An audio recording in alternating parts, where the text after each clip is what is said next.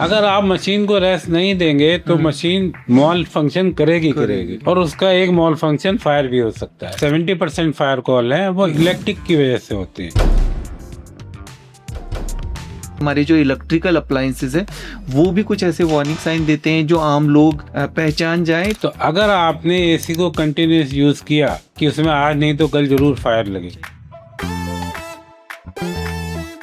Farmer chief fire officer Delhi fire services Atul sir, welcome to our show. हम लोग क्या करते हैं कि एसी की सर्विसिंग एक बार करा ली पूरा साल निकाल देते हैं। तो घटनाएं सर ज्यादातर एसी से रिलेटेड आपने अपने करियर में देखा होगा, ग्राउंड लेवल पर ज्यादातर रात को ही होती है ऐसी घटनाएं। सोते सोते उठेंगे तो आपका रिस्पॉन्स टाइम में कुछ सेकंड्स लगेंगे टू बी एक्टिव। अगर आप किचन में खाना बना रहे, किचन ऑन है, तो आप फोन को अटेंड ना करें। आज इस पॉडकास्ट को सुनने के बाद सबको एटलीस्ट ये टॉप 3 या टॉप 5 चीजें तो करनी है फायर प्रिवेंशन के लिए। इलेक्ट्रिक हेल्थ आपको सबसे ठीक रखनी है। ठीक है, आपने क्रॉल करना है, बिल्ली की तरह चल के बाहर, ये आपको पता होना चाहिए। ठीक है। फायर ब्रिगेड आपकी हेल्प करने के लिए आप उसको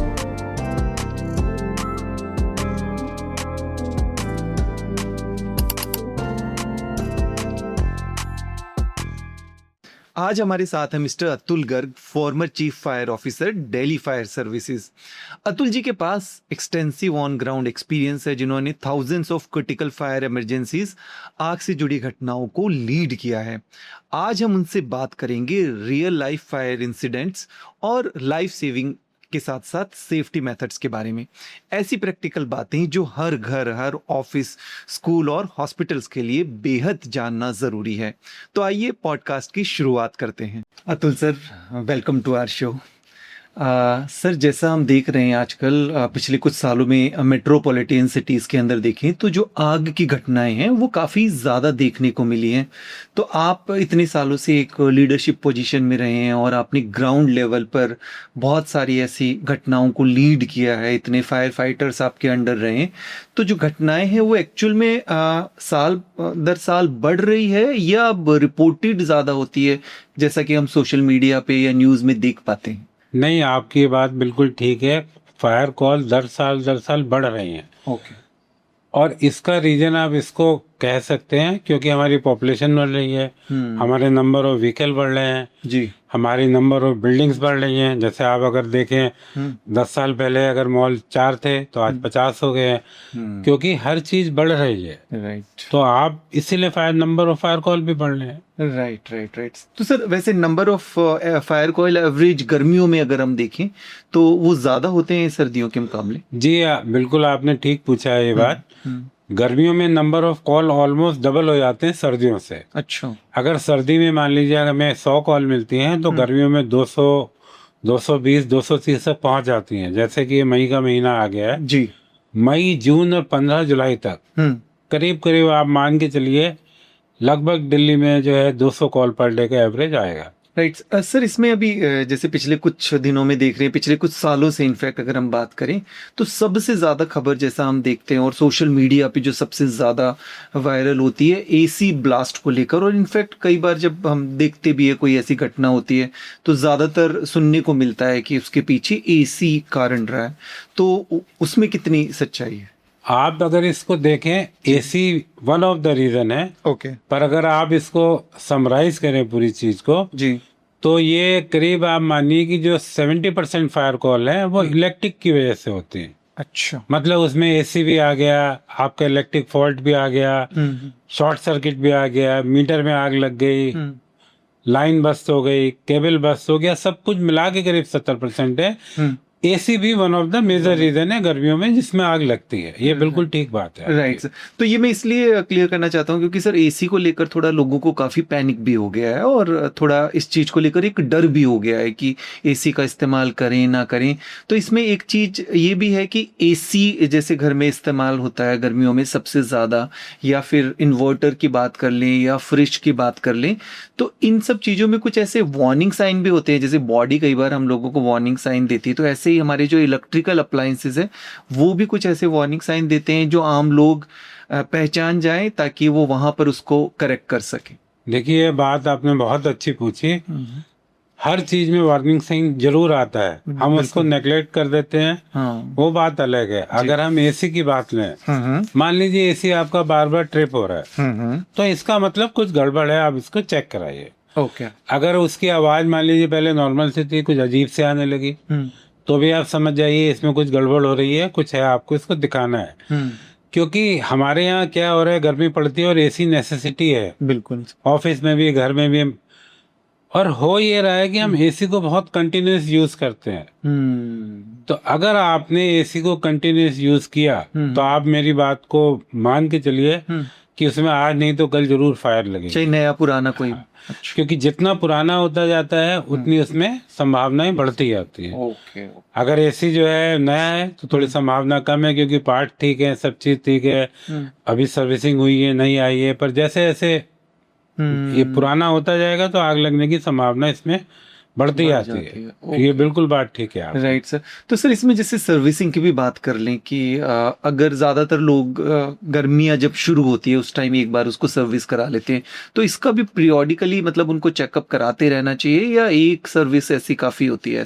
देखिए, आप ये समझिए कि एसी काम क्या करता है। हाँ, एसी काम करता है, आपके हवा को ठंडी करता है, बिल्कुल। गर्म हवा को ले आता है और हीट एक्सचेंज करके बाहर उसको डालता है और ठंडी हवा अंदर देता है। अंदर कूलिंग जो हम लोग कंप्रेसर चलाते हैं वो हीट एक्सचेंज होता है। जी। तो आपके एसी की, आप जैसे कार भी होते हैं, आप देखते हैं ना, आप कार चला लें, धूल मिट्टी हो जाए तो फिर उसकी कूलिंग कम हो जाती है, अब तुरंत उसको मैकेनिक के पास भेजते हैं। बिल्कुल। यही हमारे घर के एसी में भी है। अगर आप उसकी सर्विसिंग नहीं करा रहे हैं, आपकी यूनिट आउटडोर है और उसमें मान लीजिए ऐसी जगह या धूल मिट्टी ज्यादा आती है, आपकी यूनिट के ऊपर कोई शेड नहीं है, कोई छाया नहीं है, तो ये सब चीजें क्या कर रही है, एसी पे लोड डाल रही है। ओके।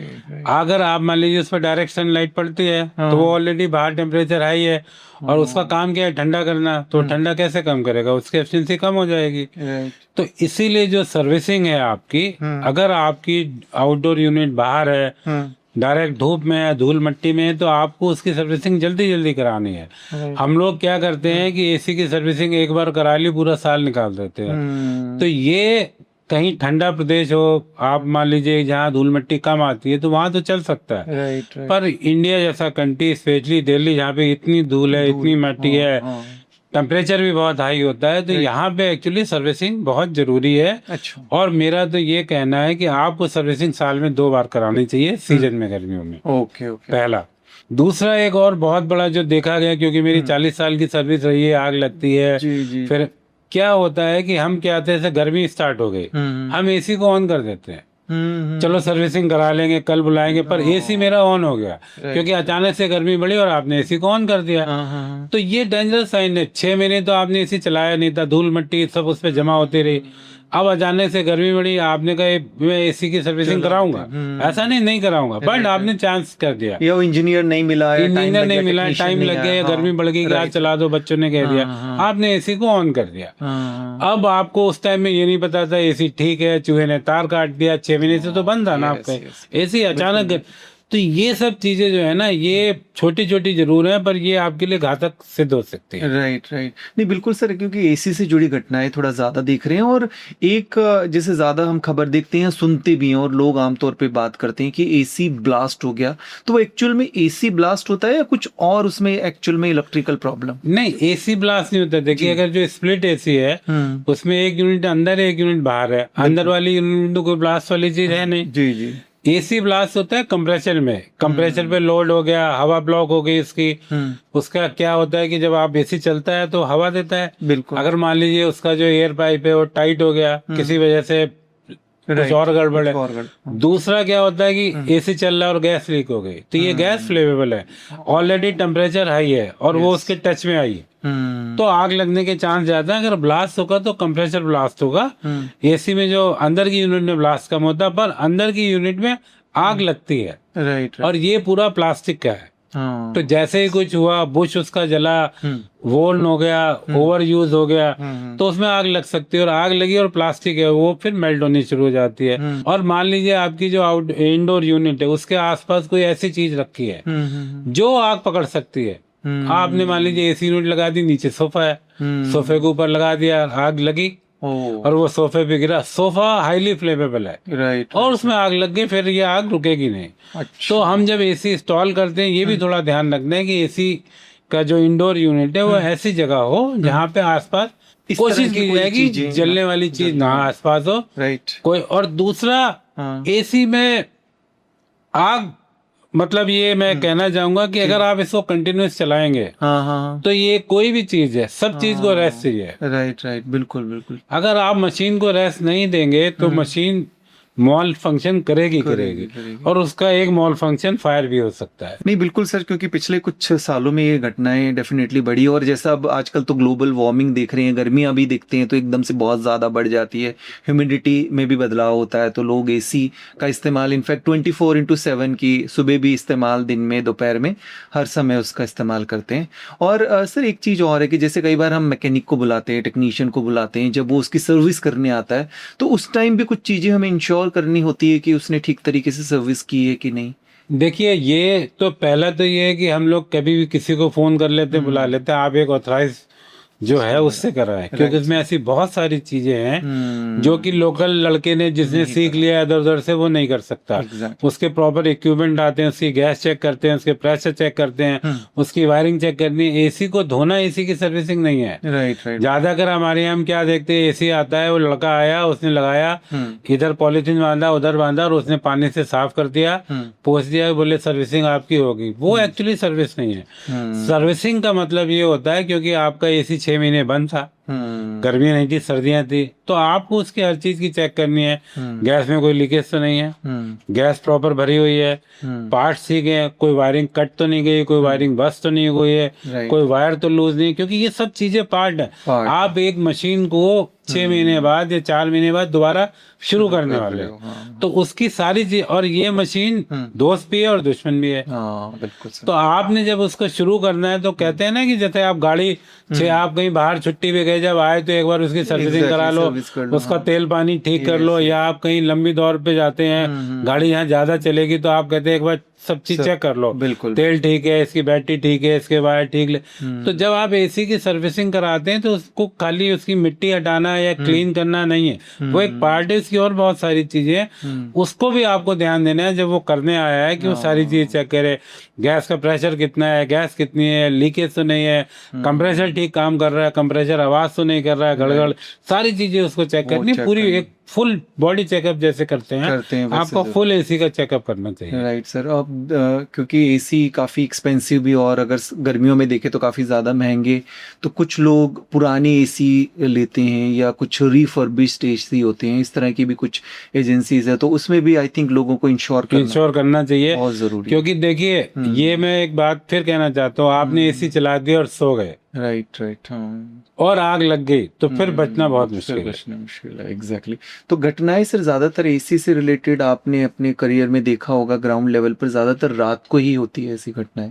नहीं, घटनाएं दिन में भी होती हैं और रात में भी होती है, पर फैटल जो है वो रात में ज्यादा होती है, क्योंकि पता नहीं लग पाता। जैसे मान लीजिए अभी एसी, अगर मान लीजिए आग लग गई, हमें दिखेगा आई कैन रन अवे ना, मैं एकदम निकल सकता हूँ। एग्जैक्टली, बिल्कुल, क्योंकि मैं अभी जगा हुआ हूँ, एक्टिव हूँ। पर इन केस ऑफ आप सो रहे हैं, आग लगी तो आपको पता चलता है तब तक थोड़ी देर हो जाती है, राइट, और आपका जो रेस्पॉन्स टाइम है वो कम होता है। सोते सोते उठेंगे तो आपका रेस्पॉन्स टाइम में कुछ सेकंड्स लगेंगे टू बी एक्टिव, देन आपको ऑलरेडी सो रहे थे, थोड़ा टाइम निकल गया। नहीं, बिल्कुल सर। एसी के बारे में जैसे बात की, और आप जैसे बता रहे थे कि और जितनी भी कंप्लेंट्स आप देखते थे उसमें इलेक्ट्रिकल इश्यूज ज्यादातर रहते थे, और खास तौर पे इलेक्ट्रिकल इश्यूज की बात करें तो घरों में आमतौर पर हम एक्सटेंशन बोर्ड वगैरह, लूज वायर्स वगैरह, चाहे घर में चाहे ऑफिस में, ये उस चीज को बहुत इग्नोर ही कर दिया जाता है। तो वो कितना फैटल हो सकता है कि हम लूज वायर्स छोड़ देते हैं, एक्सटेंशन बोर्ड कहीं पर भी लगा देते हैं? ये बिल्कुल ठीक है, आपने बहुत अच्छा सवाल पूछा। ये भी one of the cause of fire है।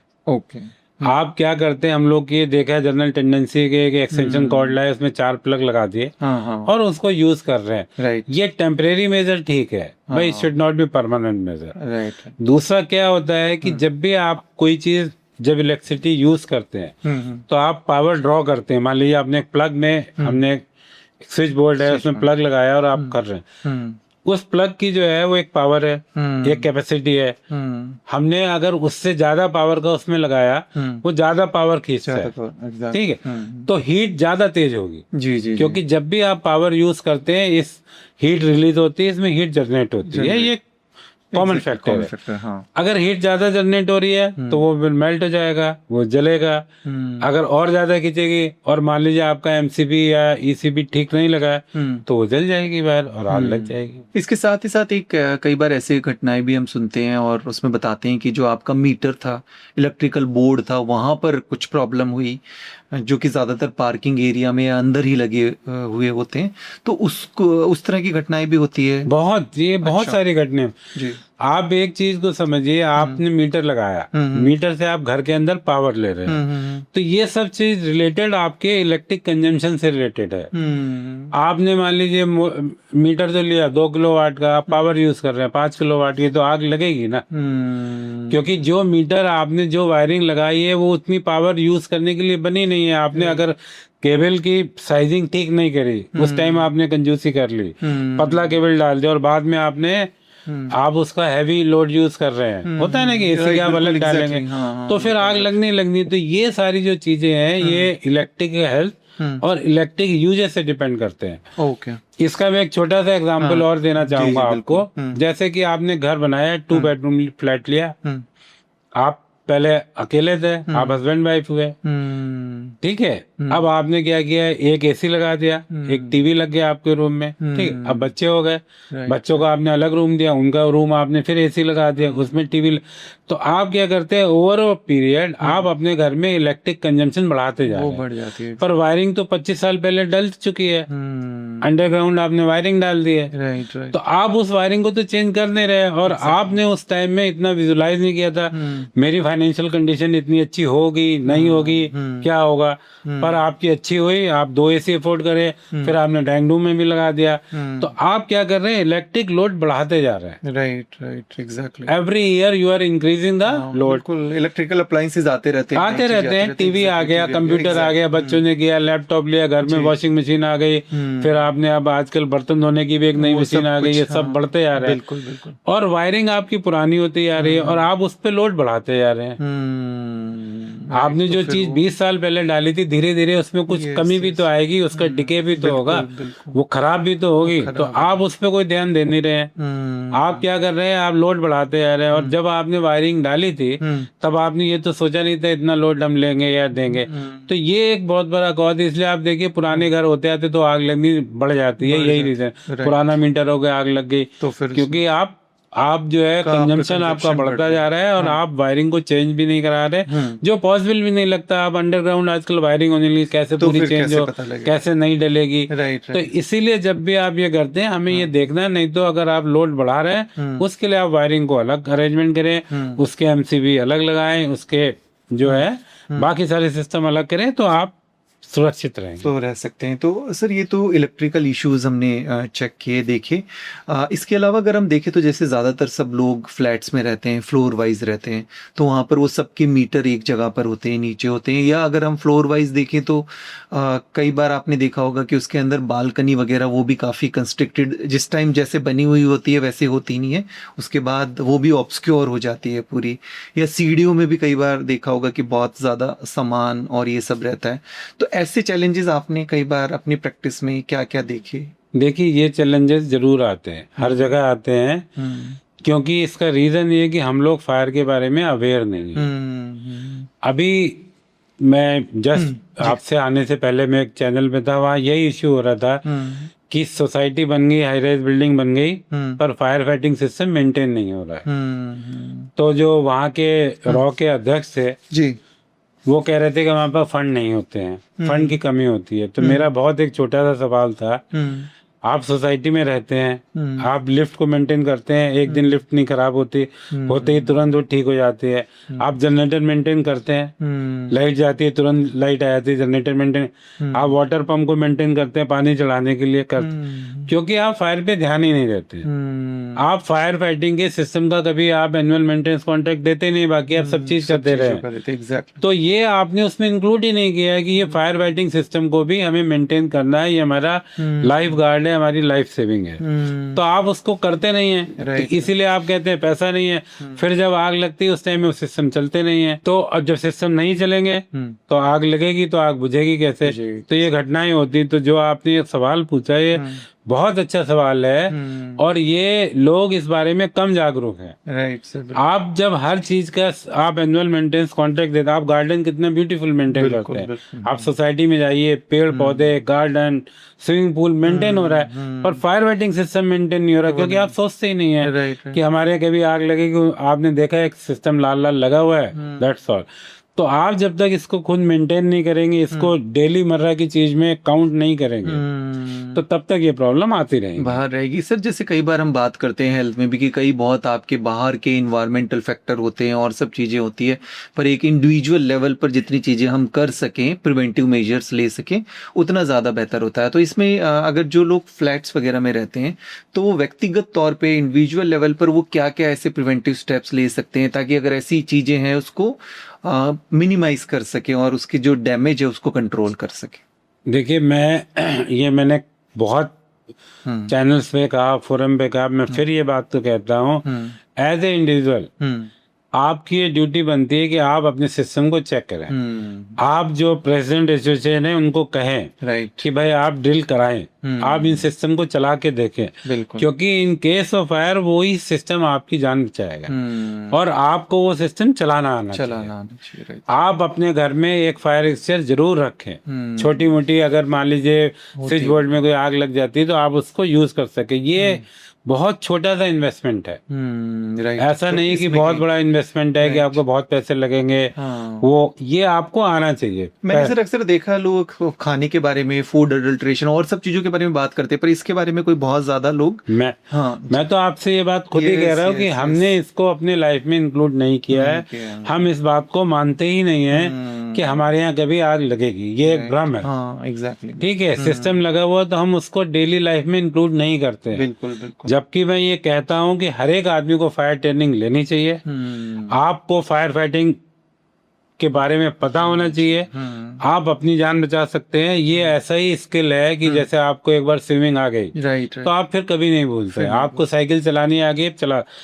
ऐसे ही आपको अगर आपको फायर फाइटिंग की ट्रेनिंग आती है, इन केस ऑफ फायर क्या करना है ये आपको आता है, तो ये लाइफ सेविंग स्किल है। ऐसा नहीं घर में आग लगे, आप मान लीजिए घूमने गए हैं, होटल में आग लग गई, बस में आग लग गई, तो आपको अगर ये स्किल आता है तो आप अपनी भी जान बचा सकते हैं, अपने साथियों की भी जान बचा सकते हैं, अपने घर वालों की भी जान बचा सकते हैं। तो हमें, हमारी जो सोसाइटी है वो फायर के बारे में अभी इतनी जागरूक नहीं है, अवेयर नहीं है। ये मेरा नहीं, बिल्कुल समझ गया सर।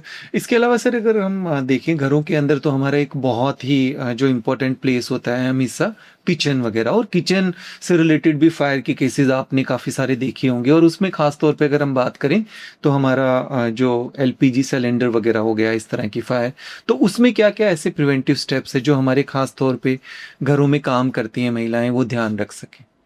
मैंने इसमें दो बात बताना चाहूंगा जी। घर में जो फायर है, रेजिडेंशियल बिल्डिंगों की हम बात करें, डोमेस्टिक की, उसमें आग लगने के दो ही कारण हैं। पहला कारण इलेक्ट्रिसिटी, दूसरा कारण आपका किचन।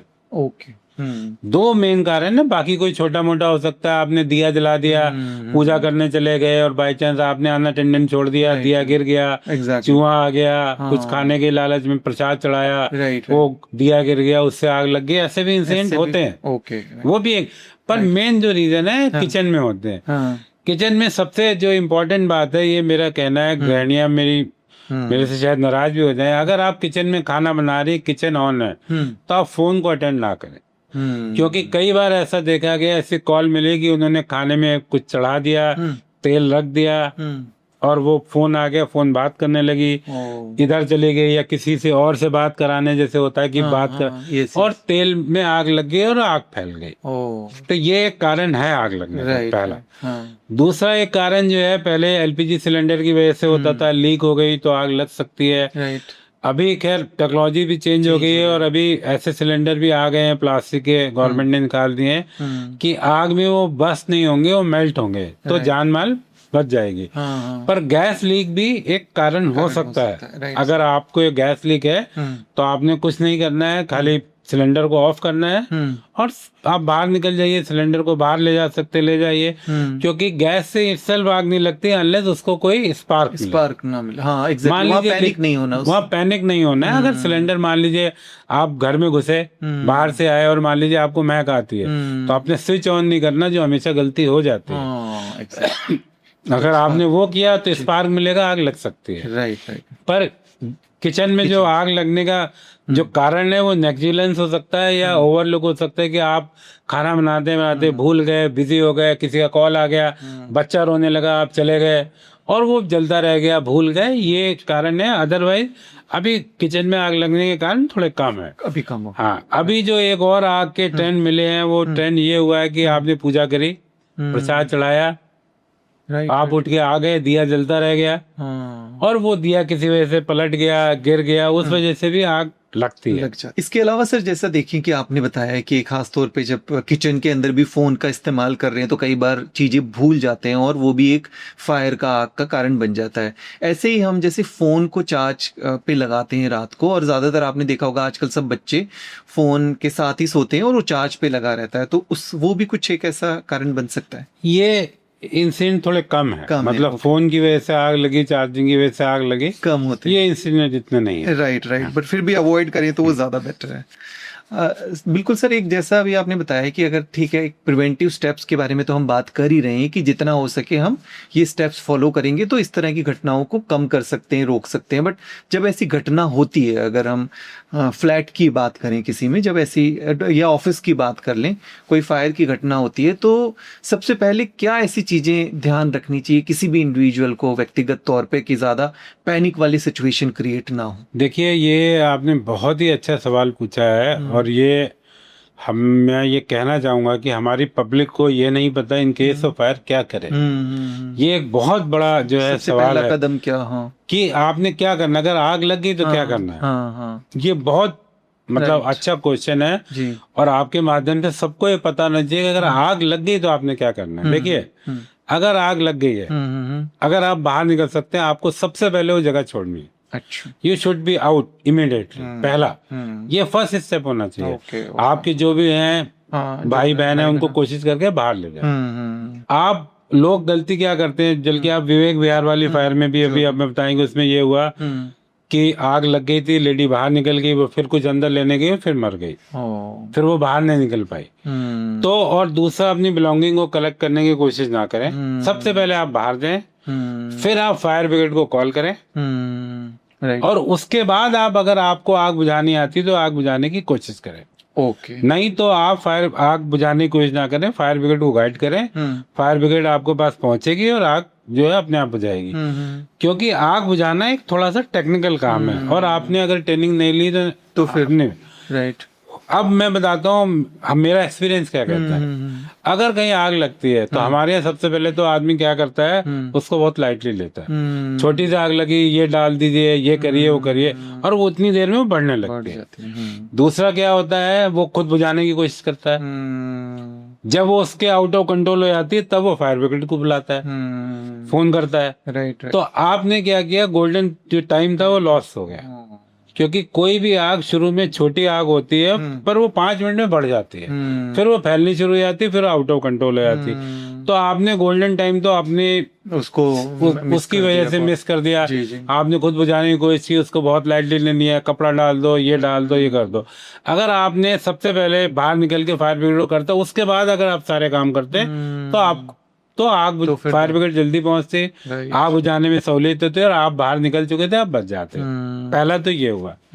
अब दूसरा ये सिचुएशन है कि मान लीजिए आप बाहर नहीं निकल सकते, एक अपार्टमेंट में आग लगी, एक ही घर होता है, अपार्टमेंट में रास्ता एक ही होता है, आप बाहर नहीं निकल पा रहे, तो आपको ये करना है कि आप एक अपने को कमरे में बंद कर लें जो सबसे दूर हो, उसमें चले जाएं। उसमें आप जो दरवाजे हैं उनमें गीला कपड़ा लगा दें। अच्छा। क्योंकि आजकल सभी अपार्टमेंट में रूम के संग बाथरूम होता है। आप उसमें गीला कपड़ा लगाएं, उसमें सब रास्ते बंद कर दें। ओके। किसी भी तरह से फायर की एंट्री, जिससे धुआं ना आए। अच्छा। ठीक है। और आप अपने माउथ पे एक गीला कपड़ा लगा लें और वहां रहें और फायर ब्रिगेड को इंतजार करें, कॉल करें। अभी मैं एक छोटी सी घटना बताऊंगा, बहुत दुखद घटना हुई है, अभी पिछले साल की बात है। ये पुरानी दिल्ली में मार्केट का नाम मेरे से स्लिप हो रहा है, वहाँ एक घर में आग लगी। आग थोड़ी बड़ी थी, घर में आग थी, तो जो 2 बच्चे थे वो बाथरूम में चले गए। अच्छा किया, पर क्योंकि उन्होंने ट्रेनिंग नहीं ली थी तो उन्होंने क्या किया, बाथरूम का दरवाजा बंद कर लिया और एग्जॉस्ट चला दिया कि धुआं निकल, बिकॉज वो एग्जॉस्ट, वो धुआं उनके बाथरूम में आ गया और उनकी डेथ हो गई। अगर वो एग्जॉस्ट नहीं चलाते, बाथरूम बंद करके कपड़े पे रहते तो बच जाते, वहाँ आग नहीं थी। पर क्योंकि बच्चों को ये नहीं था, उन्होंने कहा कि कोई छोटा मोटा धुआं आएगा तो एग्जॉस्ट चलाते हैं, धुआं निकल जाएगा। पर एग्जॉस्ट ने सक्शन इफेक्ट क्रिएट किया, क्योंकि तो उसने जो है दरवाजों के नीचे जो जगह बची थी उनसे धुआं आ गया और वो बच्चे पे हमें जो हमारी टीम को बाथरूम में मिले। तो मैं ये बताना चाहूंगा, इन केस ऑफ फायर बिना पैनिक हुए, आप पैनिक होते हैं, आप ज्यादा सांस लेते हैं, ज्यादा स्मोक भी जाएगा, ज्यादा स्मोक। आपने जो भी जगह आपको मिले सुरक्षित, क्योंकि लोग फायर से कम धुएं से ज्यादा मरते हैं। अगर आप number of case of death जिनकी वो होगी तो उसमें आग से कम मरे लोग, धुएं से ज्यादा मरे। तो आप अगर एक कमरे में आ गए, आपने दरवाजा बंद सील कर दिया कमरे में, धुआं नहीं आएगा, क्योंकि जो हमारे घर हैं वो कंक्रीट के बनते हैं, इनकी फायर रेजिस्टेंस होती है। ये फायर में जलते नहीं है, ये गिरते नहीं है, ये 1-8 घंटा चल सकते हैं। आपका डोर भी जो लकड़ी का है तो वो भी, उसकी भी स्ट्रेंथ है, वो आधा घंटा फायर को झेल सकता है, मतलब उसमें रोक लेगा, आग नहीं है। तो सिर्फ क्या बचा, धुआं बचा। वो धुआं आपकी जो, तो आपने अगर वो एरिया सील कर दिया, आपने मुंह पे लगा लिया और आप आराम से हैं, तो आधा घंटे में तो फायर ब्रिगेड पहुंच ही जाएगी और वो बचा लेगी आपको। पर अगर हम पैनिक हो गए, हम इधर भागे उधर भागे और हमने ये गलतियां की जो मैंने बताया, तो फिर जान का बचना मुश्किल हो जाता है। राइट। दूसरा, ज्यादा मतलब उसमें हमें सीढ़ियों का इस्तेमाल करना चाहिए, लिफ्ट का नहीं करना चाहिए, ये भी ध्यान रखना। तो इसलिए हमारी सीढ़ियां ज्यादातर क्लियर होनी चाहिए कि लोग सीढ़ियों में ज्यादातर, ये बिल्कुल आपका है, क्योंकि लिफ्ट क्या है, अगर आप देखेंगे लिफ्ट ऊपर नीचे चलती है तो ये एक सक्शन इफेक्ट करती है। जैसा मैंने बताया कि उसने एग्जॉस्ट चला दिया, खींचा, जब लिफ्ट ऊपर जाती है तो वो सारी एयर को अंदर सक करती है, तो धुआं आ गया। मान लीजिए नीचे किसी फ्लोर पे लगा, लिफ्ट ऊपर गई, धुआं आ गया। अब लिफ्ट नीचे आई तो वो पिस्टन इफेक्ट हो गया, तो वो जितनी जगह है वो हर फ्लोर पे फैलाती जाएगी। तो आप अगर लिफ्ट को यूज करेंगे तो आप भी फंसेंगे, और अगर जो धुआं और आग एक फ्लोर पे थी वो हर फ्लोर पे फैल जाएगा, क्योंकि आपने ऐसे लिफ्ट ऊपर गई, आपने सारा धुआं लिफ्ट शाफ्ट में आ गया, फिर आपने पिस्टन इफेक्ट नीचे आई तो वो जहां जहां जगह मिलेगी वो निकलेगी, तो पूरे में। इसलिए लिफ्ट का प्रयोग बिल्कुल नहीं करना चाहिए, कभी नहीं करना चाहिए। आपको स्टेयरकेस का इस्तेमाल करना है इन case of fire. Okay sir. क्योंकि आप ये देखिए, दूसरा इसलिए भी मैं ये आप बताना चाहूंगा, अगर आग 2nd फ्लोर पे लगी तो आग और धुएं की टेंडेंसी ऊपर जाने की है। अगर आप 1 फ्लोर भी नीचे उतर आए तो आप सेफ हैं, आप स्टेयरकेस से बाहर निकल के, क्योंकि आग ज्यादातर केस में ऊपर जाती है, ईट धुआं सब ऊपर जाता है, नीचे नहीं जाता। तो आप अपने अगर जिस फ्लोर पे आग लगी उससे 1 फ्लोर ऊपर चले गए या आप 2 फ्लोर ऊपर चले गए सीढ़ी में, तो आप सेफ हैं, क्योंकि इतनी हमारा जो घर है इंटरनली तो वो कमस्टेबल है, पर आउटसाइड से इतना कमस्टेबल नहीं, क्योंकि कंक्रीट का बना हुआ है, दरवाजे लकड़ी हैं सब है, उनमें थोड़ी स्ट्रेंथ होती है। राइट। तो आप फिर बच सकते हैं। इसके अलावा अगर टेरेस पे जाना चाहें तो छत पे सेम, तो आपको स्टेयरकेस से जाना है। टेरेस तो क्या, आप ओपन में पहुंच गए तो आप वहां से बगल की छत पे आ सकते हैं, आपको सीढ़ी लगा के रेस्क्यू किया जा सकता है। There are so many option. धुआं कम होगा, खुली हवा में है तो धुआं भी थोड़ा कम हो जाएगा, तो आपको मतलब यू विल बी बेनिफिटेड। तो सर, इसमें जो प्रिवेंटिव स्टेप्स की बात कर रहे हैं कि रोकथाम की बात करें, तो जितना हो सके हमें पैसेजेस वगैरह सारे क्लियर ही रखने चाहिए। घर में ज्यादातर देखा होगा कि लोग बहुत क्लटर करके रखते हैं, बहुत एक्स्ट्रा चीजें, और इनफैक्ट आजकल इंटीरियर के नाम पे भी देखें तो बहुत इस तरह की चीजें होती है जो काफी ज्यादा इन्फ्लेमेबल होती है, जिनमें आग जो पकड़ लेती है, तो वो चीजें भी कोशिश करके हमें अवॉइड करनी चाहिए। नहीं, ये कोशिश नहीं, बिल्कुल करनी चाहिए।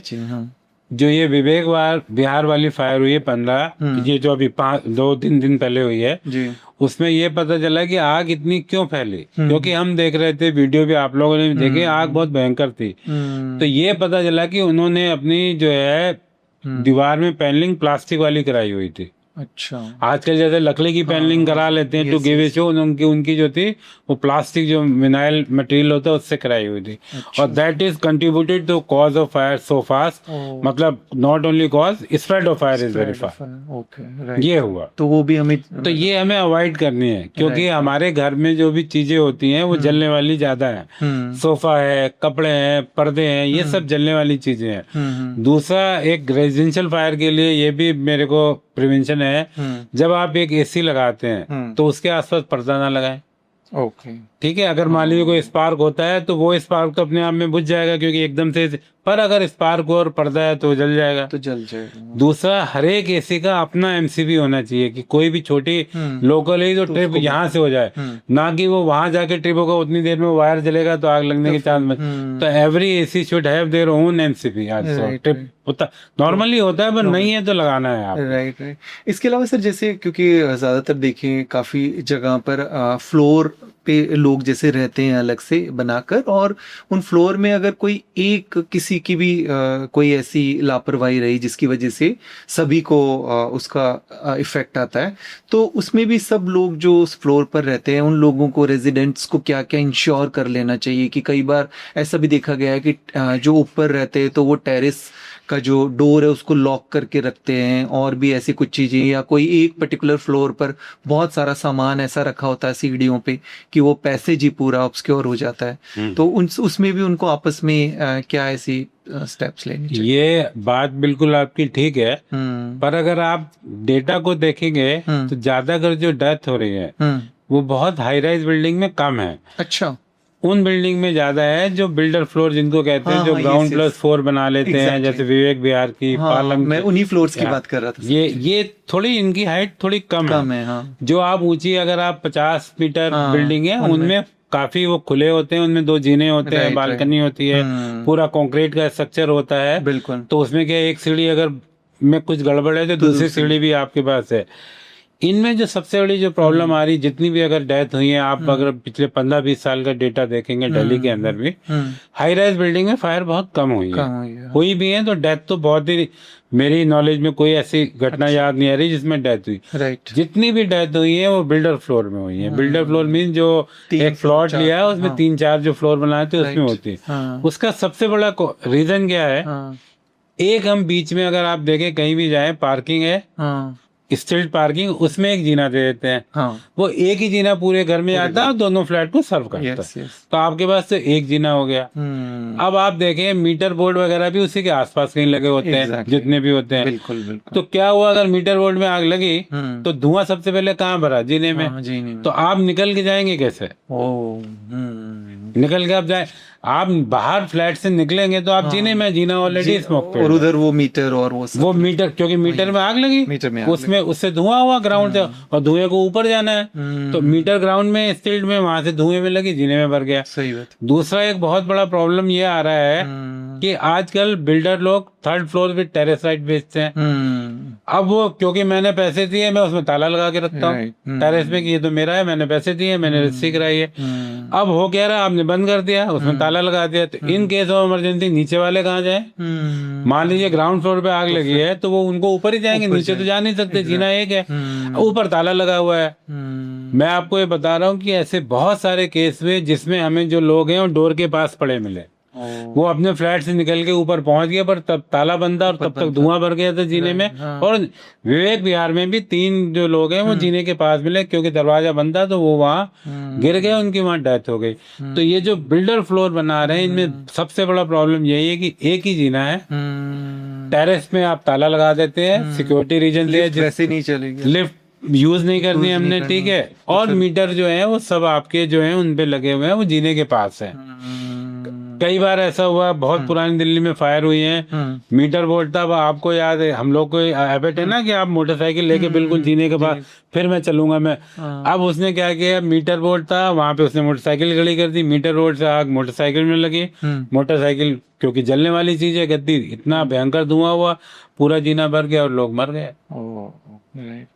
अगर ये लोग, मैं ये फिर कहता हूँ, अगर मान लीजिए जीने में आग लगी, आग ज्यादा बड़ी नहीं है और हड़बड़ाहट में हम बाहर ना निकले, क्योंकि ऊपर का जीना बंद है, आप अगर बिल्डर बेचा हुआ है तो आप अपने फ्लैट के सबसे बाहर वाले बालकनी एरिया में रहेंगे तो आप बच जाएंगे। तो इसलिए बालकनी को भी कवर नहीं करना। बालकनी को बिल्कुल कवर, क्योंकि आप विवेक विहार की घटना में आप देखें बालकनी में, क्योंकि may be for theft reason उन्होंने ग्रिल लगा रखी थी, ग्रिल कट नहीं पाई, लोगों की जान चली गई, ग्रिल कटी, कुछ लोग बचाए गए, कुछ लोगों को जान खोनी पड़े। राइट। क्योंकि आप अगर मान लीजिए फर्स्ट या सेकंड फ्लोर है, आप बालकनी से कूद भी जाएंगे, हाथ पैर टूटेंगे, पर जान तो बच जाएगी। मैं एडवाइस नहीं करता हूँ कूद जाए, बट बात कह रहा हूँ, या फायर ब्रिगेड सीढ़ी लगा के उतार लेके आप रस्सी बांध के उतर सकते हैं, पर आपने बालकनी ही क्लोज कर दी, खुल नहीं पा रही है, उसको ऐसा एयर टाइट बना दिया है, तो फिर आप निकलेंगे कैसे? तो सर फिर अभी उनके लिए क्या ऐसे प्रिवेंटिव स्टेप्स है जो इस तरह के घरों में रहते हैं, तो उनको फिर भी कुछ ऐसी सावधानियां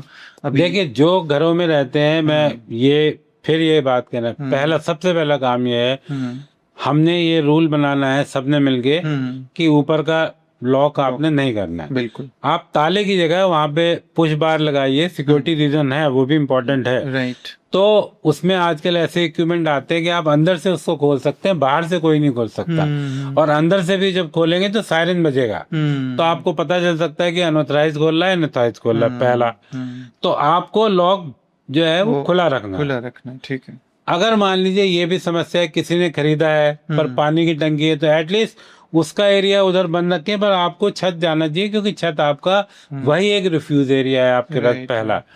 दूसरा, अभी तो रूल आ गया है, हम लोगों ने ये रूल लाया दिल्ली फायर सर्विस में कि मीटर बोर्ड जो है जीने में नहीं लगेंगे, बाहर लगेंगे। इस साइड में अभी, पर जो पुराने हैं उनको कोशिश करनी चाहिए उसको अलग अलग करें। पहला।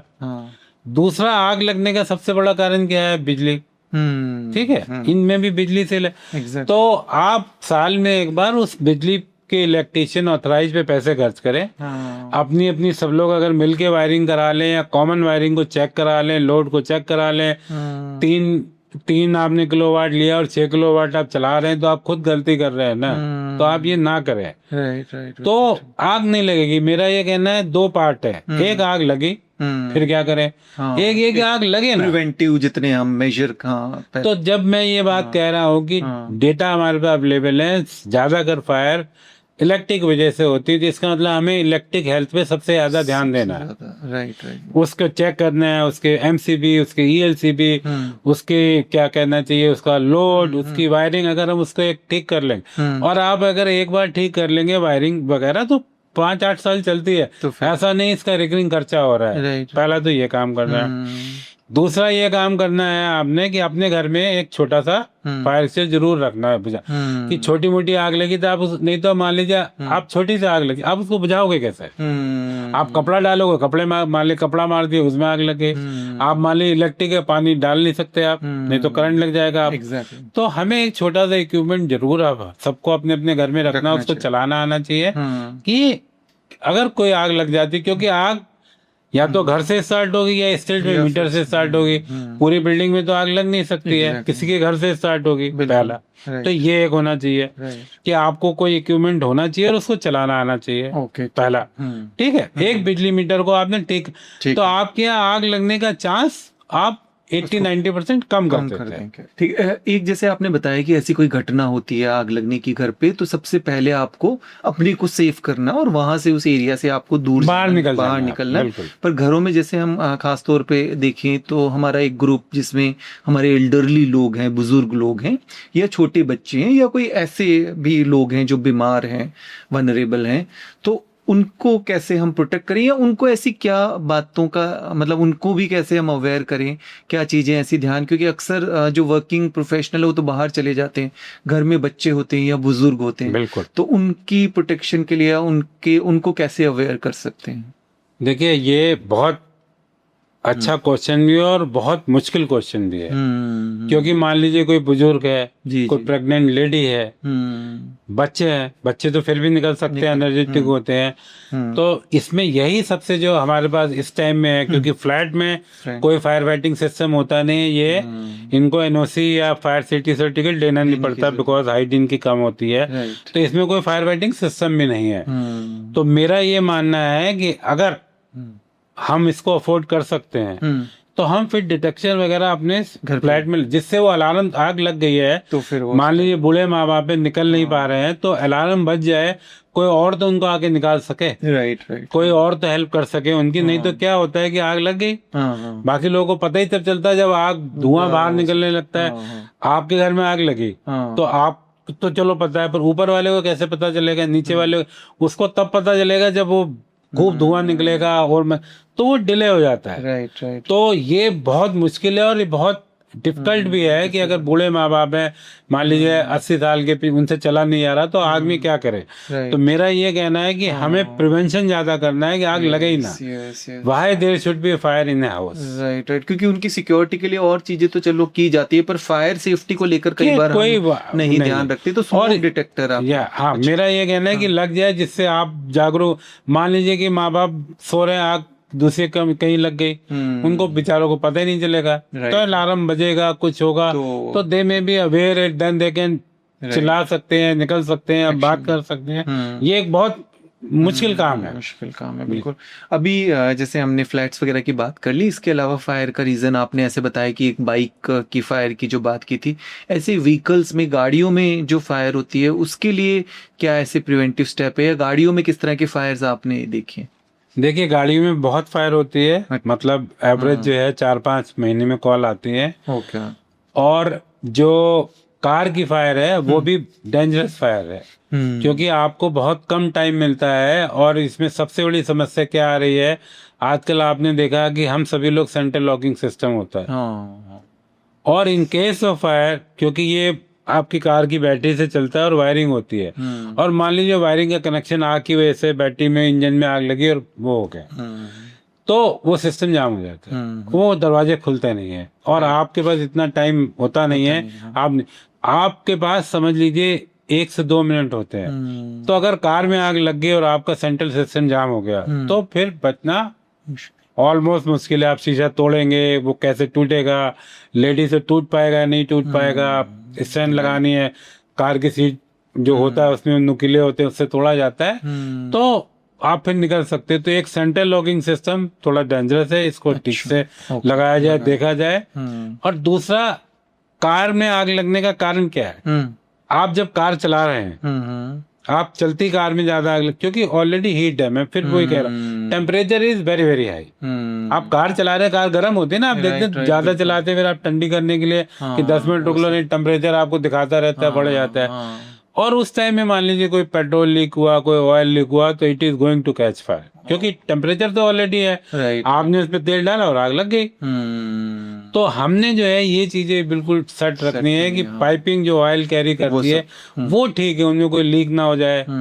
जैसे पिस्टन है, मान लीजिए उसका वॉशर फट गया, उसमें से ऑयल निकल गया, तो आग लगने वाली है। Okay okay, right. तो वो हमें प्रिकॉशन लेना है, मतलब ये अल्टीमेटली मेंटेनेंस का ही इशू होता है कि आपने कार की मेंटेनेंस कैसे की गई, सर्विस कराई गई, कब हुई, क्या हुआ, क्योंकि जितनी पुरानी होती है वीएलटी बढ़ता जाता है, चांस तो फायर बढ़ते हैं। राइट राइट, तो ये एक कारण है। ओके। पर अभी मैं फिर ये भी कहना चाहूंगा, अब कार के लिए इक्विपमेंट आ गए हैं जो आप अंदर लगा सकते हैं। हाँ। तो अगर आग लगेगी तो वो वहीं पे वहीं उसको अच्छा बुझा देगा। ओके। तो आपकी 90% चांस है कि कार आग, इंजन में आग लगी, क्योंकि आप देखिए कार की आग हमेशा ज्यादा अगर इंजन से ही शुरू होती है तो बुझ सकती है। तो वो भी कुछ इस तरह के इक्विपमेंट आप इस्तेमाल कर सकते हैं। आने शुरू हो गए। राइट सर, तो वो ठीक है, मतलब उनकी सेफ्टी हो जाएगी, वो ठीक है। राइट। इसके अलावा जैसे सर हम बात करें, अभी डोमेस्टिक फायर की बात की हमने, इसके अलावा अगर थोड़ा सा हम कमर्शियल लेवल पे जाए, ये सबसे ज्यादा एक सेंसिटिव हमारा प्लेस होता है, स्कूल्स वगैरह। तो स्कूल्स की फायर भी आपने कुछ देखी है ऐसे अपने करियर में? स्कूल्स में फायर थोड़ी ज्यादा बहुत नहीं है। Right, okay. स्कूल, क्योंकि क्या होता है कि देखिए, अगर आप पुराने स्कूल देखेंगे, हम भी पढ़े हैं, आप भी पढ़े हैं स्कूल में, अब एयर कंडीशन स्कूल आ गए। पहले अगर आप गवर्नमेंट, वो बहुत खुले होते, उनमें क्लासरूम होते थे, आगे बरामदा होता था, ओपन एरिया होता था, और बहुत ज्यादा इलेक्ट्रिसिटी का उस टाइम यूज होता नहीं था। तो स्कूल में फायर लगने के चांस थोड़े कम है। मतलब इतनी ज्यादा स्कूल फायर आप बहुत कम देखेंगे। जो भी 2-4 फायर हुई, डेथ हुई, वो मेकशिफ्ट स्कूल थे, वो कंक्रीट वाले नहीं थे, छप्पर में पढ़ा रहे थे, उसमें लग गए थे। तो school fire is little bit on lower side, is not a बड़ा, मतलब ये बहुत हमारे हिसाब से भी बहुत कोई वो खतरनाक फायर नहीं है, Right. या ऑक्यूपेंसी नहीं है कि इसमें आग लगने के चांस बहुत ज्यादा है। जी जी, ये बहुत अच्छी बात है सर। इसके अलावा अगर हम देखें तो ज़्यादातर हम घटनाएं हॉस्पिटल्स वगैरह की देखते हैं, और हॉस्पिटल्स को लेकर शायद अभी रूल्स रेगुलेशन और भी अपडेट हो रहे हैं। हॉस्पिटल में जैसे क्योंकि ऑक्सीजन सिलेंडर्स भी होते हैं, वेंटिलेटर भी, और भी सब चीज़ें ऐसी इन्फ्लेमेबल होती हैं, तो हॉस्पिटल ऑनर्स हैं या जो हॉस्पिटल नर्सिंग होम्स ये सब चलाते हैं, उनको क्या क्या सावधानियां बरतनी ज़रूरी होती है? देखिए, हॉस्पिटल फायर फायर ब्रिगेड के लिए सबसे खतरनाक फायर है। It is one of the most dangerous, most critical fire. और हॉस्पिटल में अगर फायर होती है तो death toll is very very high. Reason आप जानते ही हैं क्यों? क्योंकि वो हॉस्पिटल में आदमी अपना इलाज कराने आया, इसका मतलब उसमें कोई कमी है, वो फिट आदमी नहीं है। ठीक है, किसी की टांग टूटी है, कोई आईसीयू में है, कोई ऑक्सीजन ले रहा है, तो उनको निकालना बहुत मुश्किल है। अगर मान लीजिए एक आदमी है, वो आईसीयू में है, उसमें ऑक्सीजन ले रहे हैं, मेडिसिन, तो उसको तो 4 आदमी चाहिए ना उठाने के लिए। अगर आपने एक आदमी निकाले, ये निकाल, तो वो वैसे मर गया, फायर से नहीं मरा, उसकी डेथ आपके जो आपने लाइफ सपोर्ट सिस्टम में निकाल दी उस वजह से हो गया। किसी की टांग टूटी है, प्लास्टर चढ़ा हुआ, वो चल नहीं पा रहा है। तो hospital fire is one of the most critical fire, और in case of fire number of death will be high in the hospital fire. ये पहला तो ये तो हॉस्पिटल को बहुत ही, हम लोग भी बहुत क्रिटिकली देखते हैं, और हॉस्पिटल ओनर को भी इसको बहुत क्रिटिकली देखना है कि जो आदमी आपके यहाँ इलाज कराने आया है वो आपकी नेग्लिजेंसी की वजह से, फायर की वजह से डेथ हो गई उसकी। तो ये बात आपकी सच है कि फायर के जो चांस जो है हॉस्पिटल में अगर हुआ तो डेथ बढ़ेंगे। अब दूसरा, इनमें वही सब पॉइंट है, आप एसी है, वो चलता रहता है, आपने एडमिट किया, वो बंद तो करेगा नहीं, बिकॉज आप वार्ड है, everything you need a cooling, 24 hours चल रहा है, आप बहुत कम टाइम बंद करते हैं, तो वो एक पोटेंशियल कॉज हो गया फायर का। आपकी मीटर की वायरिंग, हाउस कीपिंग, आपने कहा से, क्योंकि वहां पे हर तरह की चीजें, स्प्रिट भी है, कॉटन भी है, रुई भी है, ये सब जलने वाली। अगर इसको कहीं से स्पार्क मिले, जलेगा, धुआं देगा। इलेक्ट्रिक हैजर्ड ऑलरेडी है ही आपके पास, जो सब जगह होता है, आग है, बिजली है, आग लगने के चांस है, मीटर है, लोड है, सब जगह है। उसके अलावा गैसेज है, ठीक है, आपके पास स्प्रिट भी है, आपके पास मेडिसिन भी है जिसमें अल्कोहल होता है, तो आपके पास काफी चीजें हैं जो जल सकती है अगर उसको कोई स्पार्क मिला। तो चांस ऑफ फायर उसमें है। मैं इसमें करूंगा, अगर आप देखें, आप रिकॉल करें, कोविड के पीरियड में हॉस्पिटलों में बहुत फायर हुई थी। अगर आप देखें, गुजरात में, भुवनेश्वर में, दिल्ली में बहुत हुई। बिल्कुल। क्या रीजन था? Continuous working and overloading of hospital. आप रेस्ट तो दे ही नहीं पा रहे थे, हॉस्पिटल में बेड ही खाली नहीं हो रहा था। एक बेड खाली होता है, 10 लोग जाते थे, आपने सब जगह लगा दिए, तो running hospital was running beyond their capacity. Machine भी चल रही है, एक्सरे को भी रेस्ट नहीं मिल रहा, किसी को रेस्ट ही नहीं मिल रहा है, क्योंकि एक गया, एक पेशेंट आया, तो क्या हुआ? फायर बढ़ गई। एग्जैक्टली, क्योंकि आप मशीन को रेस्ट दे नहीं रहे हैं, आप एसी को रेस्ट दे नहीं पा रहे, आप एमआरआई मशीन को रेस्ट दे नहीं पा रहे, क्योंकि आप करते आ रहे हैं, because number of patient is, कहना चाहिए, out number with the in comparison to your resources. तो नेचुरली आप जब मशीन ज्यादा यूज करेंगे तो फिर आपके ऊपर प्रेशर है, तो फायर होगी। That is the reason. आप देखें, कोविड पीरियड में बहुत फायर हुई थी, ज्यादा हो गई। राइट। और उसमें फिर जो आपकी टीम भी है, जो स्टाफ भी है, जो वहाँ पर पैरामेडिकल, मेडिकल स्टाफ भी है, तो उनकी ट्रेनिंग और ज्यादा रिगरस तरीके से होनी जरूरी है। देखिए, मैं इस बात को ये फिर कहूंगा, मैंने जैसे अभी पहले भी कहा था, ट्रेनिंग सबकी जरूरी है, नॉट ओनली हॉस्पिटल। राइट। जो घर में रहते हैं उनकी भी जरूर, क्योंकि आग तो कहीं भी लग सकती है ना।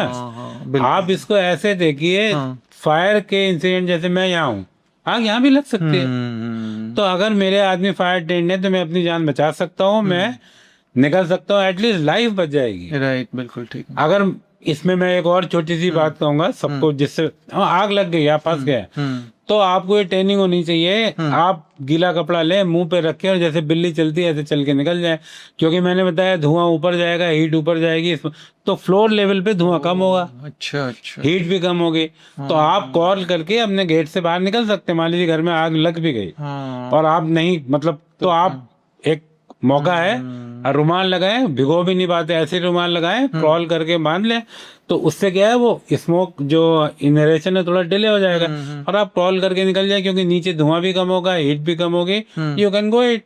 आग लगी तो धुआं ऊपर जा रहा है, राइट। तो ये ट्रेनिंग सबको होनी चाहिए। ओके ओके, ठीक। आग लगेगी तो हम क्या करेंगे, हम अपने आप को कैसे बचाएंगे, अपने रिश्तेदारों को कैसे बचाएंगे, अपने पेरेंट्स को कैसे बचाएंगे, तो ये जो स्किल है सबको आना चाहिए, और इसकी प्रैक्टिस भी होनी चाहिए। जरूरी है कि आप लगाएंगे, क्रॉल करेंगे, बाहर निकल जाएंगे, ऐसे निकलेंगे। अगर नहीं निकल पा रहे हैं, मान लीजिए कोई ऐसा है, तो आप एक रूम में जाएंगे, कपड़े लगा देंगे, उस पे कर लेंगे, विंडो में बाहर वाली बालकनी में आ जाएंगे, वहां से लोगों को वो करेंगे, वहां से आप निकलेंगे। तो फायर बचाना, अपने आप को आग लगने में कैसे बचाना है, ये सबको आना चाहिए, ये सबको जरूरी। क्योंकि आप कब फायर में फंस जाए, आप देखते हैं बस जा रही है, आग लग गई, होता है, आपने पढ़े होंगे अभी कई इंसिडेंट में, बस में आग लग गई, सब मर गए, शिप में आग लग गई, डिस्कोथेक में आग लग गई, लोग। तो आपको ये जरूर आना चाहिए कि आग लगने में मैं अपने आप को और अपनी फैमिली को कैसे बचाना चाहिए, उसकी ट्रेनिंग जरूर लेनी चाहिए, उसको एक दो बार प्रैक्टिस करना चाहिए। घर बड़ा है तो आपको पता होना चाहिए कहाँ से रास्ते हैं, क्या है, ये जरूर करना चाहिए। ये सबके लिए है, नॉट के लिए टेक्नीशियन। टेक्नीशियन को तो हम फायर फाइटिंग की भी ट्रेनिंग देंगे, पर मैं ये कह रहा हूँ आग लगने पे अपने आप को कैसे बचाएं, उसके 2 ही 3 तरीके हैं, वो सबको आने चाहिए और उसकी प्रैक्टिस होनी चाहिए। हाँ, क्योंकि आप अगर खुद को ही बचा पाए पहले प्रोटेक्ट, तभी आप आगे किसी और को ही बचा पाएंगे। बिल्कुल बिल्कुल। तो ये सबके लिए होना चाहिए, हर बच्चे को, हर एक। जैसे कि मैं एक एग्जांपल देना चाहूंगा, जैसे जापान है, वहाँ पे अर्थक्वेक की सबको ट्रेनिंग आती है, वहाँ पे रूल है। बिल्कुल। अगर आप भी जापान में जाएंगे तो आपको एक होटल में जाएंगे, अर्थक्वेक में क्या करें, वो आपको एक वो पकड़ा देगा, ठीक है, बिल्कुल। तो वहां पे उन्होंने इतना स्टेबलाइज कर दिया कि सब, अब वहाँ अर्थक्वेक आता है कोई डरता नहीं है, सबको पता है अर्थक्वेक आएगा, हमने ये एक्शन लेना, ऐसे जाएंगे, ये करेंगे का। तो फायर की ट्रेनिंग भी ऐसे ही होनी चाहिए कि हर आदमी को पता होना चाहिए कि अगर आग लगती है तो मेरे को ये स्टेप लेने हैं, मेरी वाइफ को, बच्चों को ऐसे हो ना, और हम सब बच जाएंगे। राइट राइट, बिल्कुल। नहीं, बिल्कुल सर, एक ये लाइफ सेविंग स्किल्स है और ये सबको जरूरी है। हॉस्पिटल का खास तौर पे मैंने इसलिए कहा क्योंकि उनके लिए तो मैंडेटरी है और उनको ट्रेनिंग लेनी पड़ती है, पर कई बार वो मॉक ड्रिल या ट्रेनिंग्स उतनी सीरियसली नहीं लेते, नहीं हो पाती। वो शायद इक्विपमेंट पे इन्वेस्टमेंट कर लेते हैं, पर ट्रेनिंग भी मुझे लगता है सबके लिए बहुत ज्यादा जरूरी है, वो खाली डॉक्यूमेंटेड ना हो के। एक छोटा सा मैं इसमें और बात कहूंगा, जैसे आपने हॉस्पिटल की बात की, इक्विपमेंट में कर लेते हैं, इक्विपमेंट लगाना एक बात है, उसको मेंटेन करना और चलाना आना एक अलग बात। एग्जैक्टली, वही। मैं दिल्ली में तो मैं देखता हूँ कोई भी हॉस्पिटल ओनर है, बिल्डिंग ओनर, इक्विपमेंट लगाने में कोई वो नहीं करता है, वो लगाता है कि ठीक है ये लगेगा, लगना है, बट उसको मेंटेन नहीं हो रहा है। हम मेंटेनेंस फिर भूल जाते हैं, जो मैंने सोसाइटी के लिए बात की। बिल्कुल। दूसरा, उसको चलाना नहीं आता, चलाना, ट्रेनिंग। क्योंकि कुछ इक्विपमेंट जो आप हॉस्पिटल लगाते हैं, कुछ फायर फाइटिंग होते हैं, कुछ फर्स्ट एड इक्विपमेंट कहते हैं। फर्स्ट एड मतलब till we are reaching, first aid आपके जैसे होता है ना मेडिकल में भी, फर्स्ट एड वगैरह करते हैं हम, या फिर तो फायर एक्सटिंग्विशर जो होता है उसको चलाना आना चाहिए। एक होज ड्रिल होती है, वो सबको चलानी आनी चाहिए, हर एक आदमी को कि लगी जब तक फायर ब्रिगेड आई, क्योंकि बहुत सा हर फायर, मैं ये बात दोबारा कहूंगा, हर फायर शुरू में बहुत छोटी होती है। स्पार्क हुआ, छोटा सा कुछ जला कागज, फिर वो धीरे धीरे बढ़ती है। अगर उसको उसी टाइम आपने टैकल कर लिया, फायर एक्सटिंग्विशर से बुझा दी पानी, तो बुझ जाएगी। धीरे धीरे वो विकराल रूप ले लेती है, फिर वो आउट ऑफ प्रोपोर्शन हो जाती है, बढ़ जाती है। ऐसे भी इंसिडेंट आए, फायर एक्सटिंग्विशर है, लोगों को पता नहीं था, उन्होंने उस फायर एक्सटिंग्विशर को ही आग में फेंक दिया और वो फट गया, उससे और डैमेज हो गया, क्योंकि उनको चलाना नहीं आता था। उन्हें लगा कि ये जाके अपने आप बुझा देगा। तो आप इक्विपमेंट लगाते हैं, नंबर 1, नंबर 2, उसको चलाना भी आना चाहिए। आपने मान लीजिए मैंने यहाँ 2 फायर एक्सटिंग्विशर रख दिए और आपको यहाँ किसी को चलाने नहीं आते, तो पैसे तो वेस्ट ही हो गए ना, आग लग गई तो आप करोगे क्या? एग्जैक्टली। तो इक्विपमेंट लगाना, उसको मेंटेन करना और चलाना, और उसको ट्रेनिंग देना, सब ये जरूरी है, होना चाहिए। हर आदमी को चाहिए, हर लेडी को चाहिए, हर ग्रैंड को चाहिए, हर आदमी को चाहिए। आप अपने घर में भी जाएं, फायर एक्सटिंग्विशर आपने खरीद लिया, बहुत सस्ता आता है, 1000 रुपए से कम में आता है, तो कोई भी अफोर्ड कर, पर उसको चलाना कैसे, ये भी तो आना चाहिए। नहीं, बिल्कुल। आपने खरीद के 2 रख दिए, but if you are not able to operate it, right. तो what is the point to have it? नहीं नहीं, बिल्कुल बिल्कुल सर। हम हेल्थ केयर में भी जैसे बात करते हैं, हमेशा हर बीमारी को रोकने के लिए आपको कुछ प्रिवेंटिव टेस्ट करने, स्क्रीनिंग, ताकि आप समय रहते हुए इसको पकड़ लें, और अगर हो भी जाती है तो एक गोल्डन पीरियड होता है आपका, Yes. कि जिस समय रहते हुए आप आप हॉस्पिटल उसको में रिकवर आप कर सकते हैं। बिल्कुल, चाहे हार्ट अटैक या स्ट्रोक, और उसमें फिर रिकवरी ठीक हो जाती है। ऐसे ही फायर के केस में भी आपने बताया कि एक गोल्डन पीरियड होता है, और वो जिस टाइम शुरू में शुरू में आग जिस टाइम लगी तो उस टाइम आपके पास समय होता है। फायर ब्रिगेड को जब कॉल किया जाता है तो उस समय उनको क्या बताना होता है?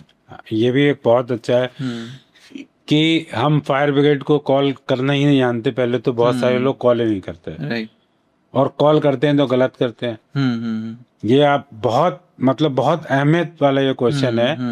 अगर आग लगती है आपके घर में, आप देखते सबसे पहला काम आपने क्या करना है, you should be out immediate. सबसे पहले आपने क्या करना है, अपने को बचाना है, अपने जो भी बच्चा बाहर जाना है। सबसे पहले आप उस जगह से डेंजर प्लेस से सेफ प्लेस पे, उसके बाद आपने फायर ब्रिगेड को कॉल करना है। दूसरा काम सबसे पहले होना कि आप ये नहीं कि इधर उधर लगे ये करें, सामान देख ले कहाँ फैल रही है, आपने बुलाना है। और जब आप फायर ब्रिगेड को बुलाते हैं तो आप फायर ब्रिगेड को एग्जैक्ट लोकेशन बताएं, कहाँ पे है, लैंडमार्क क्या है ढूंढने में, क्योंकि आप देखते हैं दिल्ली है, गलियां गलियां पुरानी, क्या लैंड। तीसरा बहुत इंपॉर्टेंट बात है जो हम कहते हैं कि होता क्या हर फायर पे होता है, जैसे ही आग लगी उधर एक जमाड़ा लग जाता है, वो वीडियो बनने शुरू हो जाते हैं। फायर ब्रिगेड जाती है, वो हॉर्न बजाती रहती है, लोग हटते ही नहीं है, उन्हें पता ही नहीं चलता, उनका सारा ध्यान फोटो में रहता है। पीछे फायरमैन उतरता है, फिर वो उनको हटाता है, जी हमें जाने दो, सायरन बज रहा है। तो मेरा ये कहना है कि अगर आग लगती है इमीडिएट आप बताएं, फायर घर में लगी है, फैक्ट्री में लगी है, गोडाउन में लगी है, उसको एग्जैक्ट इन्फॉर्मेशन दे, उस हिसाब से वो अपना सामान लेके आए। ओके। क्योंकि हर फायर को बुझाने के लिए अलग अलग चीज की जरूरत है।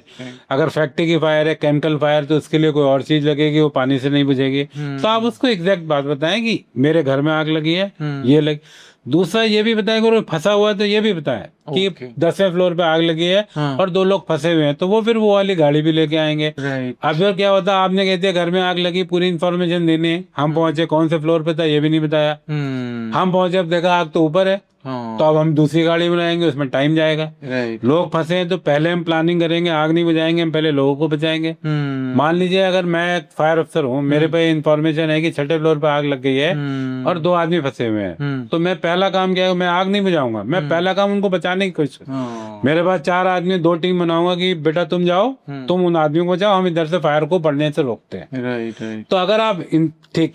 तीसरा, अगर आपने इन्फॉर्मेशन दे दी है तो रास्ता खाली करा के रखें, और कहीं गली सकरी में है तो ऐसी जगह खड़े हो जाएं, guide the fire brigade, so that fire brigade, क्योंकि उतरे, पूछा, टाइम हो गया, निकल गए, रास्ता खाली करा के रखें। ये सब चीजें टाइम बचाती हैं, और जितना टाइम बचेगा उतनी जल्दी पहुंचेंगे। क्योंकि फिर मैं कह रहा हूँ, शुरू में फायर छोटी थी, धीरे धीरे बढ़ती आ रही है। तो जितना हम लेट हो रहे हैं उतनी आग बड़ी होती आ रही है, उतना नुकसान ज्यादा होगा, उतने लोग मरेंगे। इसके अलावा जैसे हम कई कमर्शियल जगह में जब भी कहीं जाते हैं, हम किसी रेस्टोरेंट में जा रहे हैं, किसी मॉल के अंदर जा रहे हैं, किसी होटल के अंदर अगर हम स्टे कर रहे हैं, तो वहाँ पर ऐसी क्या चीज़ें मतलब पब्लिक नोटिस कर सकती है जो ध्यान रखे कि वो वहाँ पर सेफ हैं कि नहीं है? देखिए, क्वेश्चन का आंसर थोड़ा खराब है। मैंने कहा है, लोग हंसते भी हैं कि अतुल जी आप ये कैसी बात कर रहे हो, पर मैं फिर कहूंगा। देखिए, आप अपने बर्थडे पार्टी बुक करते हैं, बैंकेट हॉल में जाते हैं, आप एसी चेक करते हैं, खाना चेक करते हैं, किसी ने चेक किया कि इसके पास फायर का एनओसी है कि नहीं है? अगर फायर का एनओसी नहीं है तो आप उस जगह को बुक मत करें, unless you hit below the belt. तभी वो ओनर भी कॉशियस होगा, तभी वो करेगा। आप होटल चले जाते हैं, ठीक है, आप बुक कर देते हैं, आपको पता ही नहीं वो उसका एनओसी था, कब चेक हुआ था। तो वाई आपको इस बात को पूछने में क्यों डर लगता है? भाई तुम्हारे इक्विपमेंट चल रहे हैं, तुम्हारे पास फायर का एनओसी है, तो भाई दिखा दो जरा। जब हम अपनी जिंदगी उसके हाथ में सौंप रहे हैं, तो हम ये क्वेश्चन क्यों नहीं पूछ सकते? आप रेट डिस्कस कर लेते हो, आप एसी डिस्कस कर लेते हो, आप खाना डिस्कस कर लेते हो, सब आप ये कभी डिस्कस नहीं करते। तो ये करना चाहिए, इससे अवेयर बढ़ेगी, बिजनेस ओनर भी बढ़ेगा, वो भी, उसको भी अवेयर आएगी, लोग पूछते हैं। तो पहला, ये तो पहला बात हो कि आप जरूर पूछें कि फायर का एनओसी है, कब हुआ था, डील कराते हो खाली टाइम में। मैं तो हमेशा कहता हूँ, मेरे बच्चे आते हैं, हम रेस्टोरेंट में जाते हैं, ऑर्डर कर देते हैं। अब ऑर्डर आने में 10-15 मिनट लगते हैं, तो आप मैनेजर को बुला के पूछ सकते हो कि भाई इसमें कहीं दूसरा रास्ता दिख नहीं रहा है, किधर से बाहर जाने का रास्ता, कुछ घटना हो गई तो क्या होगा, सिस्टम ठीक है, इतना ही काफी है। It will aware the manager also, owner also, और होगा कि यार कोई पूछ सकता है। पहला, जब भी आप किसी जगह जाते हैं, होटल में जाते हैं, अपना एस्केप रूट जरूर देखें। आप देखिए हर दरवाजे के पीछे बाय लॉ है यू आर हियर, और उसमें 2 रास्ते आप दिखाए होते हैं, आप उनको एक बार जरूर देख लें। मैं आपको ये बात कहना चाहूंगा, एक कमर्शियल बिल्डिंग की बात है, नाम कोट, हमने इंस्पेक्शन किया, पहले जब दिया तो उसमें 2 सीढ़ी थी, ठीक है, होती है। अब वो उसके बाद कभी पहले रूल था कि एक बार दे दिया तो इंस्पेक्शन बहुत कम होता, तो हम गए, तो अब हम ढूंढ रहे हैं कि इसमें 2 सीढ़ी थी, सीढ़ी दिख नहीं रही, एक सीढ़ी गई किधर। तो क्योंकि ऊंची बिल्डिंगों में लोग लिफ्ट का इस्तेमाल करते हैं, सीढ़ी को इस्तेमाल करता नहीं, तो सीढ़ी के आगे उन्होंने अलमारी लगा दी थी और सीढ़ी का रास्ता बन गया, किसी को पता ही नहीं था कि यहाँ सीढ़ी भी है। अच्छा। तो जब हमने ढूंढनी चाहिए, मैं प्रैक्टिकल अपनी बात बता रहा हूँ, हमने की सी तो थी, जब हमने बिल्डिंग पास की थी 2 सीढ़ी थी, गई कहाँ, ढूंढते जब हमने किसी पुराने आदमी, क्योंकि इतनी अलमारी उसके ऊपर कागज, वो रास्ता ही बंद हो गया पूरा, पता ही नहीं चला कि पीछे डोर है। तो हमने किसी पुराने आदमी को बुलाओ जो यहाँ पहले था, तो मैंने उसको बुलाया, मैं अपना एक्सपीरियंस बता रहा हूँ। तो मैंने कहा भाई साहब यहाँ पे 2 सीढ़ी होती थी, एक सीढ़ी गायब कैसे हो गई? बोले हाँ सर ये रही। तो मैंने कहा कहाँ है? तो फिर उसने अलमारियां हटाई, तो उसके पीछे सीढ़ी निकली, क्योंकि कोई यूज नहीं करता, वो सीढ़ी कचरे का गोडाउन हो गया था, क्योंकि everybody is going through lift, lift से आते हैं, सीढ़ी कोई चढ़ता ही नहीं है। तो एक दिन बड़ी बिल्डिंग में ये होना चाहिए, उस दिन लिफ्ट बंद रहेगी, सब लोग सीढ़ी से उतरेंगे, आपका हेल्थ भी अच्छा होगा आपके पॉइंट ऑफ व्यू से, और लोगों को पता भी होगा, सीढ़ी साफ भी रहेगी, जरूरी रहेगी। ये हमें अवेयर करना, ये लोग नहीं होते, क्योंकि ये 20 स्टोरी की बिल्डिंग है, उसमें कोई सीढ़ी चढ़ के तो जाएगा नहीं, लिफ्ट से जाएगा, तो स्टेयर के यूज ही नहीं हो रही है। नहीं, बिल्कुल। सीढ़ियों का हम बात कर लेते हैं कई बार कि इससे आपकी हेल्थ ठीक रहेगी, पर फायर सेफ्टी के पॉइंट से हम लोगों को, तो ये है कि आप महीने में एक दिन अगर हॉस्पिटल है, कोई भी, उस दिन होना चाहिए आज लिफ्ट बंद है, everybody has to walk down. तो सीढ़ी की सफाई भी हो जाएगी, जब सीओ भी उतरेगा, कोई और भी उतरेंगे, डॉक्टर्स भी उतरेंगे, ओनर भी उतरेगा, तो देखेगा गंदगी पड़ी है, सफाई क्यों नहीं रही, कूड़ा पड़ा है, रास्ता क्या है। ये अनफॉर्चुनेट इंसिडेंट है, मतलब है, पर होता है। राइट। अच्छा सर, आपने क्योंकि इतनी हजारों घटनाएं देखी है आग की, और आपने लीड किया, इतने फायर फाइटर्स आपके अंडर रहे, तो एक ऐसी घटना कोई डोमेस्टिक वाली और एक कोई घटना कमर्शियल वाली, किसी भी रेस्टोरेंट या किसी होटल वाली या कोई एक घर वाली, जिसमें आपको लगा कि काश कि ये घर वाले ये कर लेते तो सब बच जाते, या कमर्शियल वाली में कि अगर ये गलती नहीं होती या ऐसी गलती की जिससे और भी जो कमर्शियल लोग हैं या बिजनेसेस में वो उससे सीख ले पाएं। और घर में अक्सर कई बार आपने ऐसे सुना होगा, जब ऐसे इंसिडेंट होते हैं तो विक्टिम की फैमिली या वो सब बताते हैं कि हमें लगा कुछ ऐसा ही होगा तो हमने इग्नोर कर दिया। तो ऐसी कुछ घटनाएं आप बताएं जिससे और सबको अवेयरनेस मिले और एक लर्निंग भी मिले। देखिए, ये तो जैसे अभी रिसेंट विवेक विहार वाली बात हुई, कि वो लेडी बाहर निकल गई थी, फिर अंदर चली गई, तो डेथ हो गई, क्योंकि मैंने बताया गोल्डन पीरियड बहुत कम है, वेरी स्मॉल है ये। तो ये इसीलिए मैं कहता हूँ ट्रेनिंग अवेयरनेस बहुत जरूरी है, सबके लिए जरूरी है। रही बात कमर्शियल बिल्डिंग की, जो अगर फायर होती है तो उसमें 99% केस में क्या हो रहा है, सिस्टम आपने लगाया हुआ है, ओनर ने पैसे खर्च किए हुए हैं, पर वो मेंटेन नहीं हो रहे। अगर सिस्टम मेंटेन है तो आप आग को बहुत जल्दी बुझा लेंगे।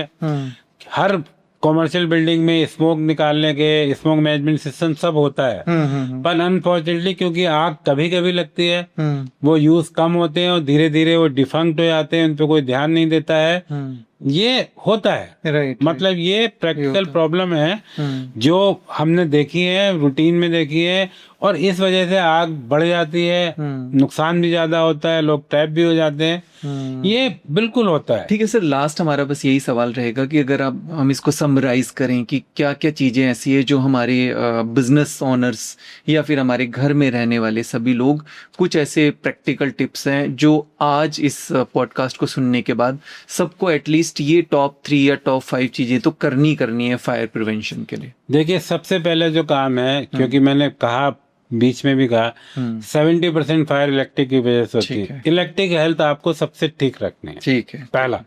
दूसरा, इन केस ऑफ फायर क्या करना है ये आपको पता होना चाहिए, how to save our self and family. ठीक। ये आपको पता होना चाहिए भाई, ट्रेनिंग, कपड़ा मुंह पे लगाना है, ये करना है, आपने क्रॉल करना है बिल्ली की तरह चल के बाहर, ये आपको पता होना चाहिए। ठीक है। पहला हो गया इलेक्ट्रिक हेल्थ इज मस्ट। तीसरा, अपने घर में एक फायर एक्सटिंग्विशर जरूर रखें और उसको चलाना सीखें। राइट। उसको चलाना सीखें कि आपने फायर एक्सटिंग्विशर रखा और चलाना नहीं आता तो भी फायदा नहीं है, तो आप ये करें। चौथा, एक और बात मैं कहूंगा, फायर ब्रिगेड आपकी हेल्प करने के लिए आप उसको तुरंत कॉल करें, आप उसमें डिले ना करें कि हम खुद बुझा के देख लेते हैं, फायर वाले आएंगे, कोई परेशानी, ये हमारा काम है, वी सर्व टू, हमारा काम जान बचाना है। हम कोई पुलिस नहीं है कि हम इंट्रोगेशन करने आते हैं। तो आप फायर ब्रिगेड को जरूर बुलाएं, सबसे पहले बुलाएं।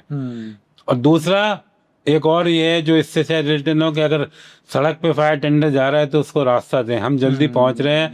हमारा फायर टेंडर जब सड़क पे निकलता है तो किसी की जान बचाने जा रहा है, वो कोई कैरियर व्हीकल नहीं है, सामान ले जाने वाला नहीं है, उसका अगर फायर चेन से फायर टेंडर बाहर है, इसका मतलब वो किसी की जान बचाने जा रहा है, तो उसको रास्ता जरूर दें। नहीं सर, बहुत आज का जो एपिसोड है बहुत ही प्रैक्टिकल रहा एंड मतलब आई होप कि हमारे व्यूअर्स को इससे काफ़ी बेनिफिट मिलेगा।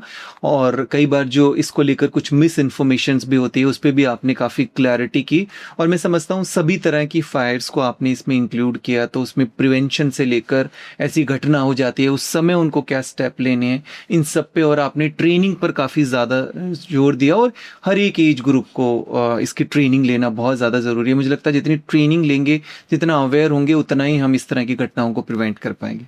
सर, आपने टाइम निकाला आज और इतनी महत्वपूर्ण जानकारी दी, इसके लिए आपका बहुत बहुत धन्यवाद, बहुत बहुत शुक्रिया। मैं भी आपका बहुत बहुत धन्यवाद करता हूँ, आपने एक ऐसा मौका दिया जिससे मैं लोगों को अवेयर कर सकूँ और इससे लोगों की जान बच जाए। अगर एक भी जान बचती है तो मेरे को बहुत खुशी होगी कि इस पॉडकास्ट को देखने के बाद लोगों को कुछ अवेयर हुए, कुछ जान बची, तो सोसाइटी का कुछ फायदा हुआ। आपका भी बहुत बहुत धन्यवाद।